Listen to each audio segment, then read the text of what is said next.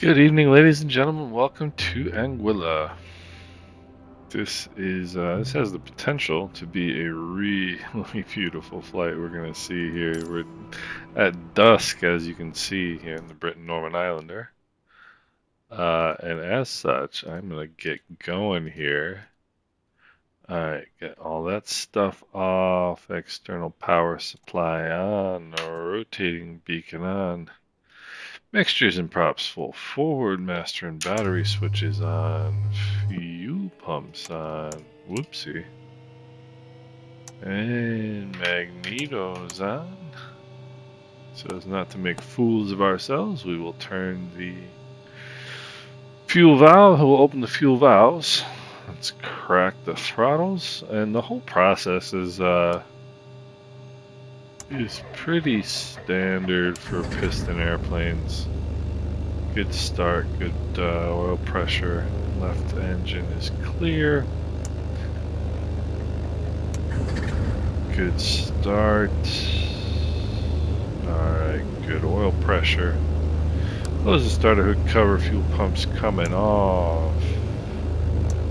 Lights are coming on, toes on the brakes. Let's ease off the throttles a little bit, lean the mixtures for taxi. I'm going to turn the panel lights on here for this particular flight. Avionics master and battery switches on, transponder squawk altitude, and I basically get my startup procedure from the first, well, not the first, the second Piper Cherokee that I flew, and it had a good flow to the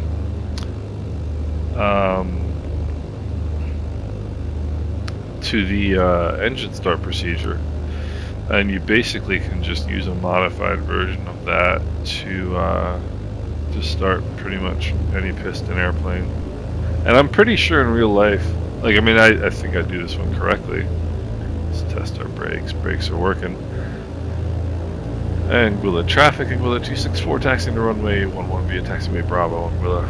We're going to put those flaps down. I'm pretty sure that, at least I certainly intend to,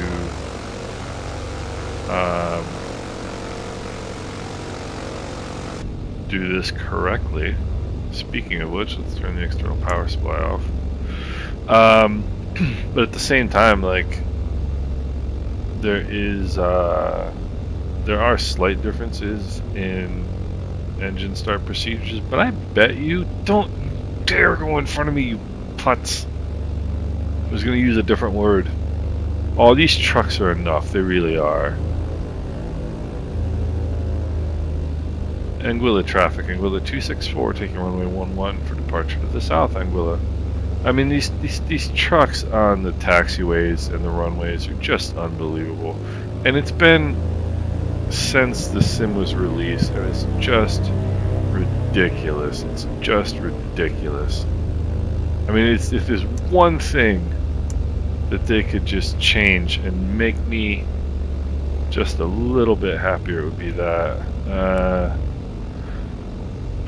Alright, it's just a little bit happier too. Not a lot happier. Alright, heading indicator checks with the runway number. Takeoff power coming in. Takeoff power is set. Engine instruments are in the green, but that I mean oil pressure. Airspeeds are alive, accelerating normally. 65, 70 knots, and rotate. A little more weight in the plane right now than I normally would have. Or normally do have, or normally would have. Alright, 200 feet AGL, that set of flaps, that notch of flaps can come up. 400 feet. Back off the power just a little bit. Let's take a little look around here at Anguilla.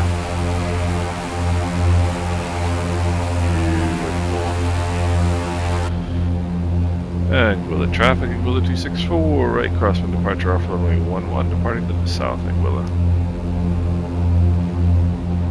Alright, 1,000 feet AGL to turn your fuel pumps off. That's another thing that's standard, is 1,000 feet, turn your fuel pumps off.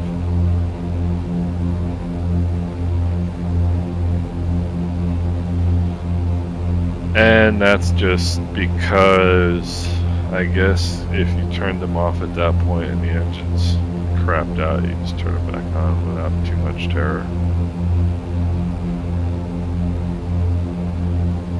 Alright, climbing through 1,400. Back off those props just a little bit more, 1,450 feet.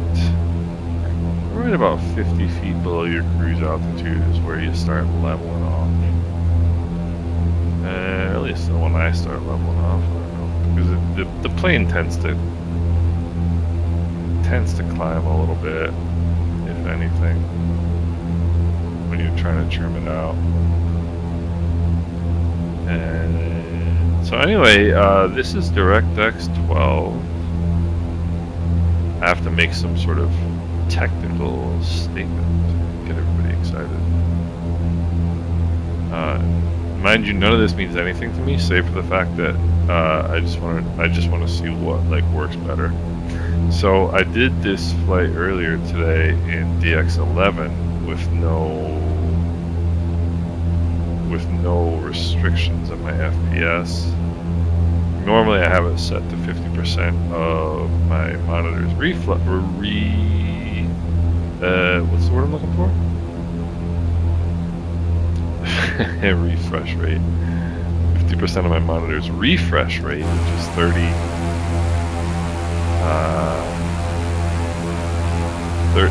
frames per second. That's what I usually have it running at, or limited to.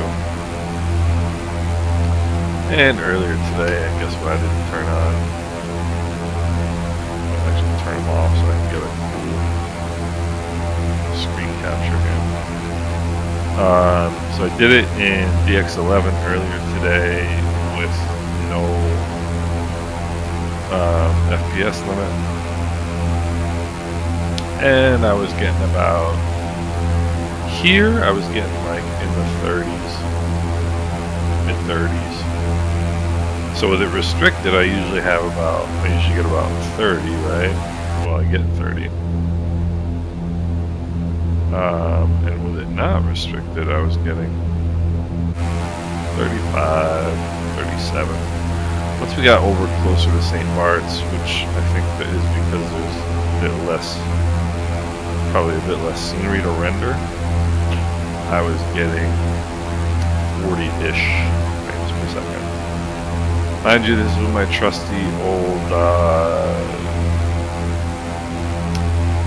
87 Intel i7 8700K, which I have overclocked. I say quotation marks because it's just, I have it overclocked on the motherboard. It's like you just open up your BIOS and say, hey, overclock it to 4.5, and it does. So it's not like I have some big fancy setup where I'm all being cool and doing something impressive. I just clicked the button and it overclocked it to 4.5. And what happens, ladies and gentlemen, when you see lights of an airplane and they don't move? You know what that means? That means you are going to hit whatever you're looking at. And no, I'm not kidding. So let's pull this out here. And you know, of all the things that I do know about flying airplanes, which granted is not a lot, I don't think of myself as any genius by any stretch of the imagination. But I was thinking the other day, yeah, he's going away from me. I was thinking the other day, St. Barts traffic, Anguilla 264 in the VFR corridor from Grand Cast to St. Barts, southbound at 1,600 feet. Anguilla. Yeah, I just ended that radio call wrong. But I was thinking the other day, like, one of the things that I don't know, and that you really should know, like there's some aviation knowledge. It's like, whatever. There's some aviation knowledge that's really actually rather quite useful. And what I'm thinking of in this particular context is, I honestly don't know the lighting. You know, I mean, I know that the green light is on the right side, right? And the only way I remember that is because it would make sense for the red light to be on the right side, because red, right, you know? And so it's the one that doesn't make sense. So if we look outside, and I was just proving wrong. No, I was right. So you got the green light on the right side, right, on the right wingtip. You have the red light on the left wingtip. So if something is coming towards you and all you see is a red light and the position light, then that tells you something important. What am I trying to say? You always see the strobe, right? The beacon. But if you see the red light on the right side, it's coming towards you. Some airplanes have a light, you know, this light is visible on either side. This one is not. So I guess what I'm trying to say is that I have no idea what I'm talking about. And I should. This is actually one of those important things in aviation. And I should know what my lights are, what they mean,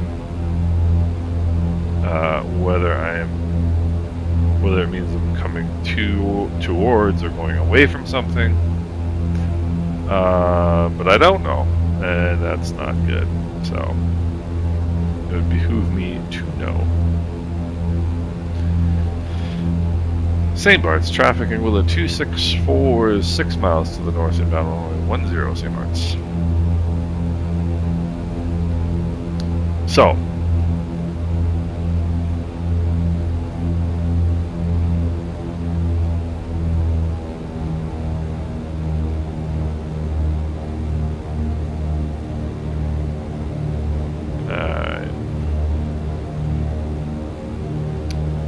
got a little bit of altitude to lose. You want to be that rock right in front of us is called Sugarloaf. You want to be at 1,500 feet at Sugarloaf.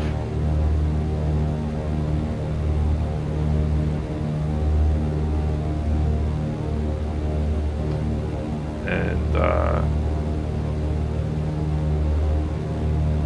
so let me get myself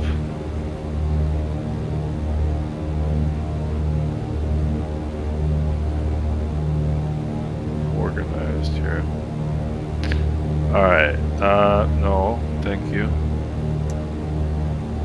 Fuel pumps on. In the white arc, so I'm putting that next notch of flaps. Moving the power back to 1,500. We are going to get into the white arc, and we are going to get ourselves, by the way, I'm at like 36, 39, 40 frames per second right now, which is pretty good.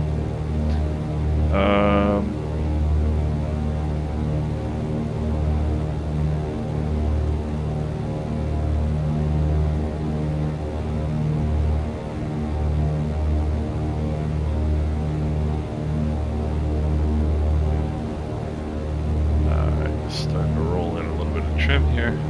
St. Barts, traffic in Willow 264, 3 mile left base, runway 10 St. Barts. Alright, we are in the white arc. Putting that second notch of flaps now.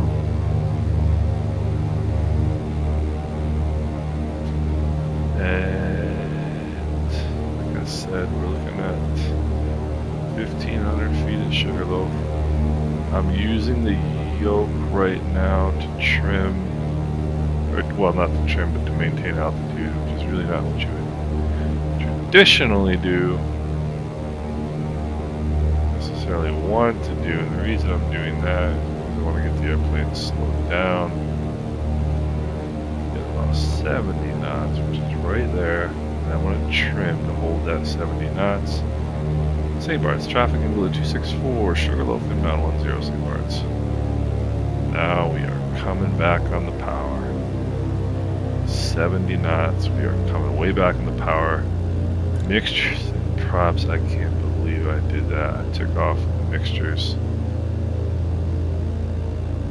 Leaned. And the reason was because I was in a hurry, and the reason I was in a hurry is because I was irritated.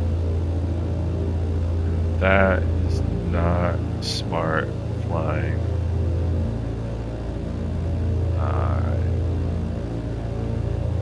One of the reasons I wanted to do this flight, by the way, was to see if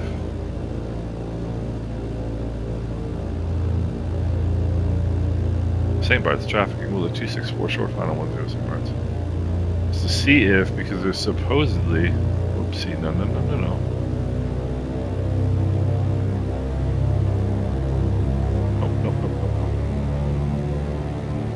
Supposedly 1,000-foot markers on this version of the St. Barts scenery, and I really would like those 1,000-foot markers because it would make things a lot easier. Of course, I'm not going to be able to see them at night.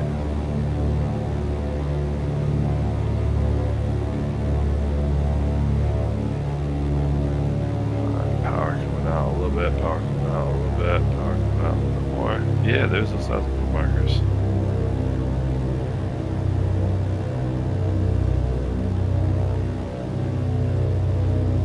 I'm getting lulled into a false sense of security right now.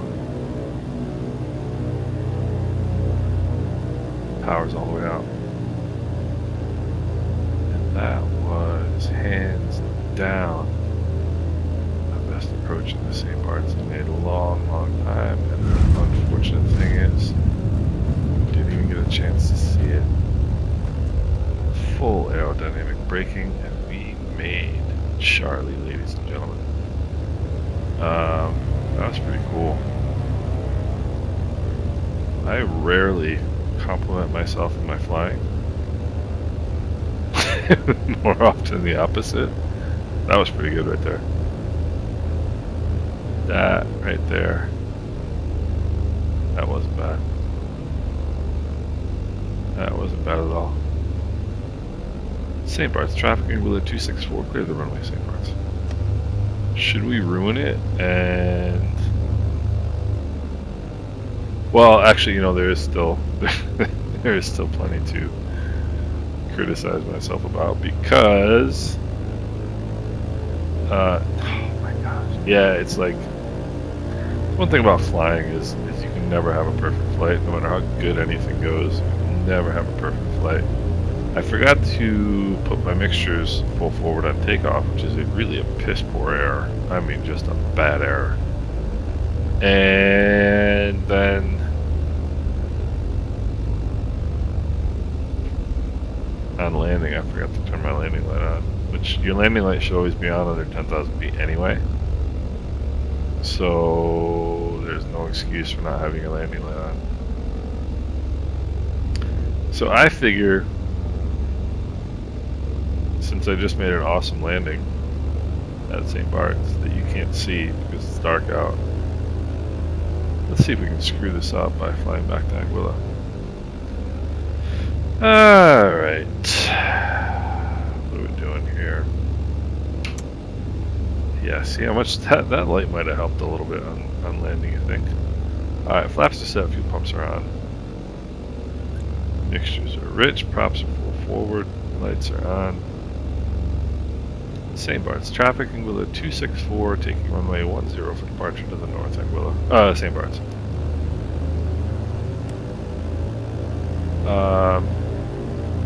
So basically what I think I've just discovered is that I'm a crappy pilot. And that I mean, I think that there's some issues with particularly with the C-172 G1000. But I also just proved myself that this airplane can be landed here quite easily if you do it properly. Or if you get lucky one or two. Alright, toes are on the brakes. Takeoff power coming in.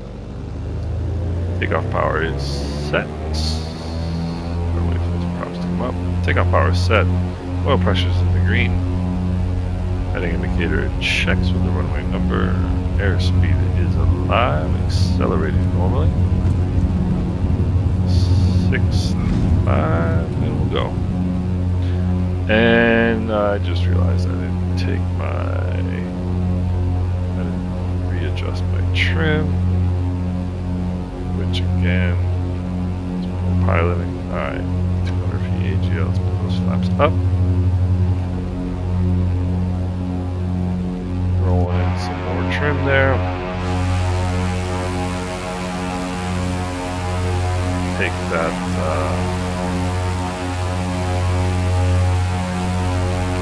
I just turned those lights off so I can get a really cool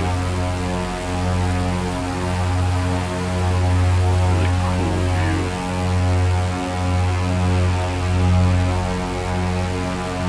That's more important than flight safety. Alright, 1,000 feet AGL. Let's put the nose down, get some airspeed here. Alright, let's turn those pumps off if we can find them.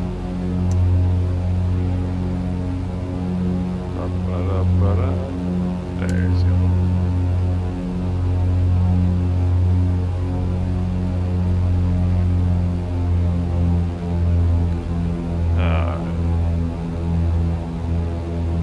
I think 2,500 feet is going to be good for this flight.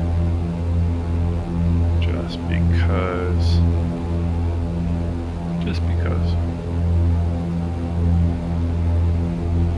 And I vote we go to St. Martin. What do you guys think?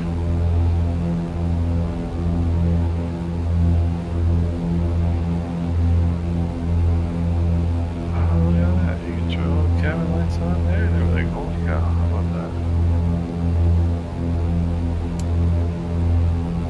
My passenger lights, what does that say? Don't touch anything? One of the best signs I ever saw on an airplane. It was in an air coupe. It was a really funky little airplane. An air coupe doesn't have rudders. Or at the very least doesn't have rudder pedals. It may have rudders, but the rudders are actually operated by the yoke. So it's like turning a wheel in a car, basically. 50 feet to go here. Power back. And anyway, there was an air coupe that was in the hangar next to mine.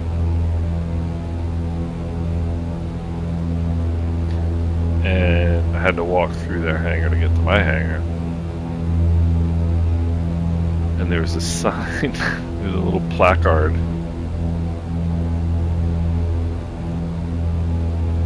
On the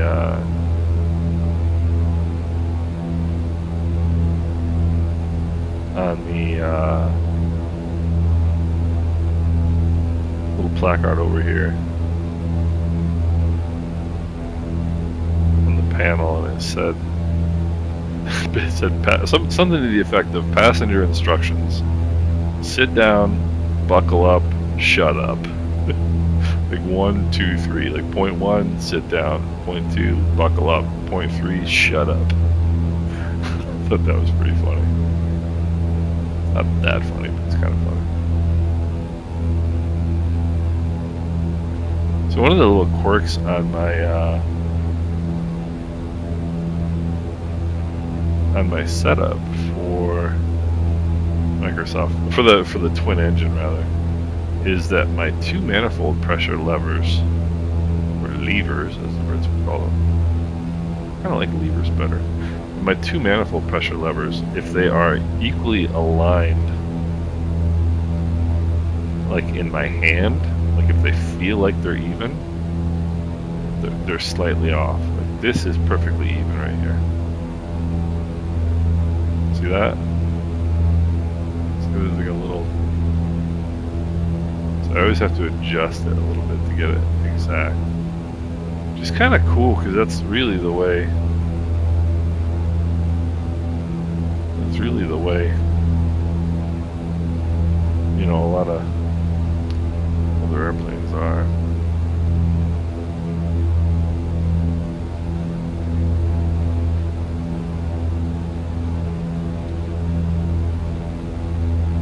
St. Martin traffic. Willow 264 is 10 miles to the south, inbound runway 10, Princess Juliana. I'm not 10 miles to the south, I think close to 10 miles to the south. But it doesn't really matter. 2 planes inbound right now.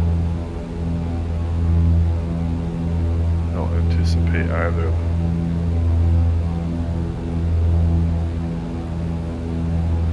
Being an issue. One of them is, well, they're both jets, I'm fairly certain.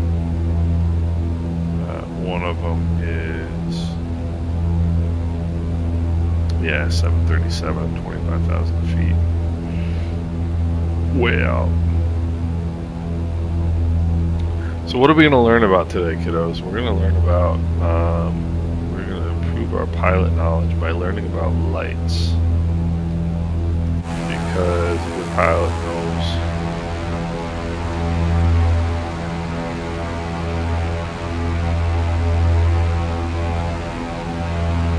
what the lights mean, right? Other thing we're gonna do is there's a visual reporting point that when you're coming in from St. Barts to St. Martin, Juliana, that they have you call out, and it's one of these. I sort of think it's this outcropping right here, but I'm not positive. I don't know what it's called. So basically, I have no relevant information whatsoever. But it is cool, and I would like to know what it means, or what it is rather. Let's turn our external lights on, our landing lights. That ship that's right off our nose was there a year or so ago when we were down in St. Martin. We were staying at a hotel right over there, right next to the airport. It's called Mary's Boon, and apparently it's got a history. I mean, not like a weird history, but it's kind of like a well-known place, I guess, in the area. I think it may have been. I don't know. I'll have to look and see what the history was. But I told a friend of mine from Anguilla. She was like, "Oh, really? You stayed at Mary's Boon?" Kind of like there was a story to tell that she wasn't telling me. But anyway,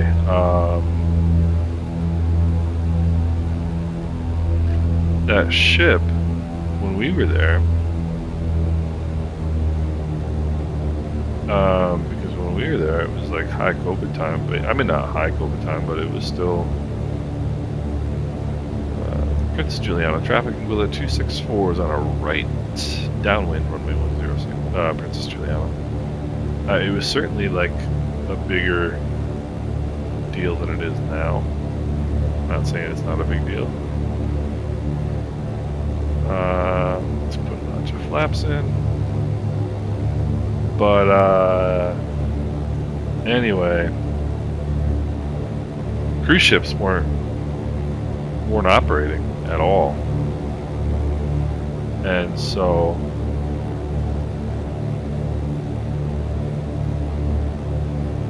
they had to literally,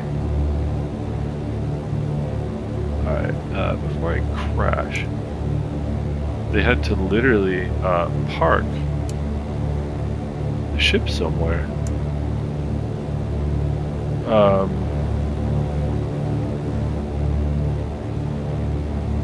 They just needed somewhere to put them. And one of the places they put one of them was there. And so there was a cruise ship that was just sitting there in the harbor, and it had a full crew on it. It was functioning. That was kind of one of the weird things about the during the pandemic. Princess Juliana traffic, Anguilla 264, 3 mile right base, runway 10, Princess Juliana. I need to stop going, like my teenagers.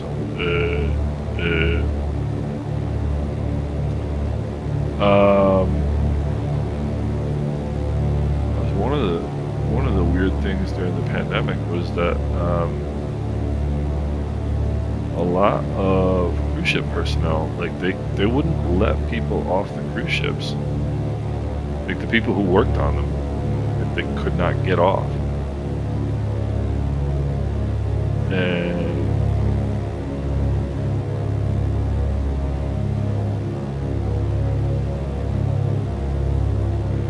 so that was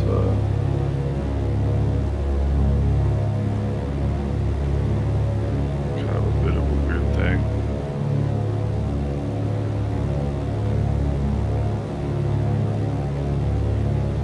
Always better to turn it a bit too early than too late.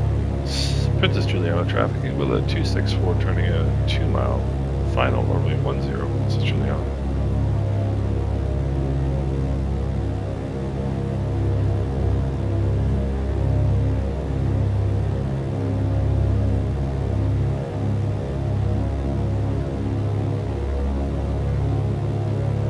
Mixtures and props are full forward.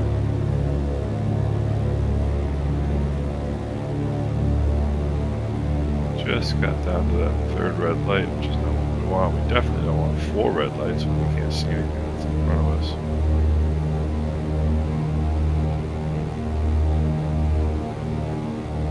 Juliana traffic, Anguilla 264, short final 10, Juliana. Alright, there we go.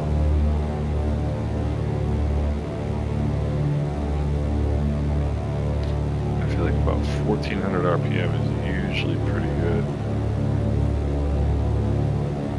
For a decent descent rate in this airplane.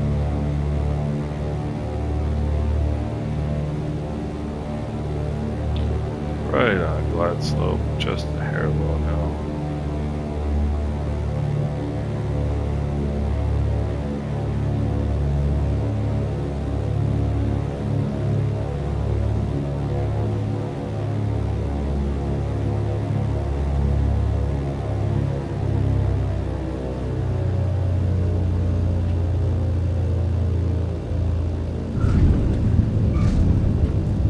Not too bad right there. Not all too bad. And when you don't know what's going on, look for those yellow lines on the runway and they will tell you which way to go. I mean, I know there's a turnoff over here, I just didn't quite know where I was.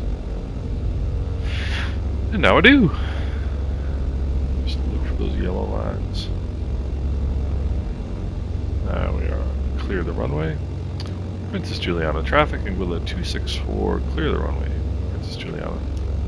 Alright, mixtures lean for taxi.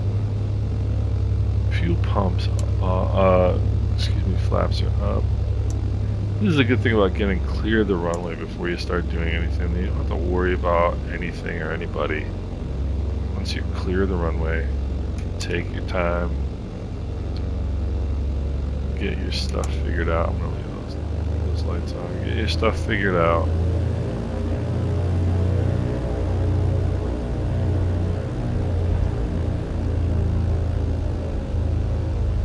And once you do,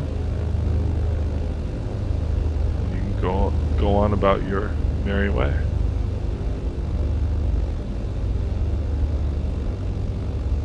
So performance-wise, certainly not bad. For DX12, I actually think it's quite good. I actually think it's pretty good. The more I think about it.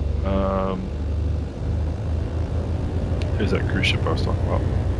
And I'll point out Mary's Boon to you in a second. Juliana traffic, American 1136, taxiing on 10, Juliana. And there we go. Coming stop. Mixtures to idle. Cut off. Throttles are idle. Parking brake is on. Turn our lights off. Let's turn our avion. Well, American 1136, have a great flight. Thank you very much. And I just like to chat with our fellow pilots here. We got fuel pumps are off. Avionics masters are off. You always turn your avionics off before you turn your magnetos off. Don't ask me why. But a friend of mine who is an A&P told me that's the way to do it. So I don't know if turning all that stuff off just turned my cabin lights off as well. Apparently, oh yeah, why wouldn't it? I just turned the batteries off. Of course, I turned the cabin lights off. Dimwit. So let's let our bewildered passengers out here.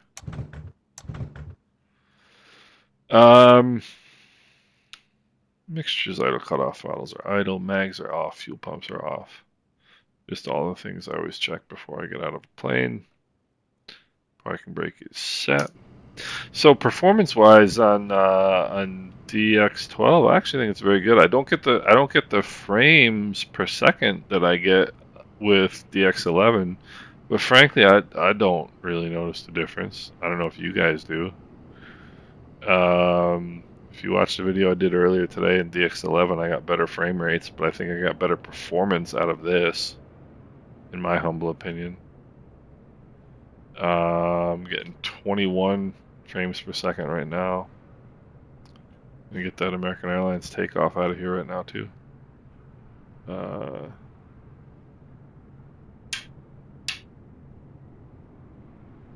see here, where's he off to? Oh, he's going to Miami because he is American 1136. And where does American 1136 go? It goes to Miami.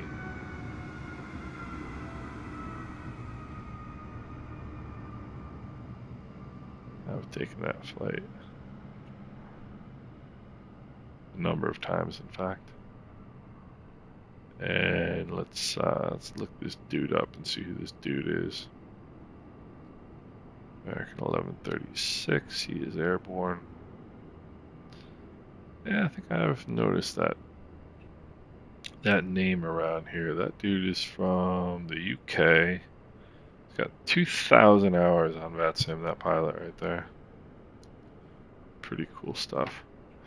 So anyway, I think the performance on for DX12 is fine, not bad at all. You know, I'm not one of those people who's obsessed with frames per second. I'm really not. Give me a smooth simulator. I'm quite a happy guy. And I would argue that this flight was pretty smooth. I don't remember any pauses during the flight. But anyway, Mary's Boone is right over here. And hello to Vladimir and Stefan. And good crew over there. It's a good place. So I hope you guys are having a good night. And we will talk tomorrow.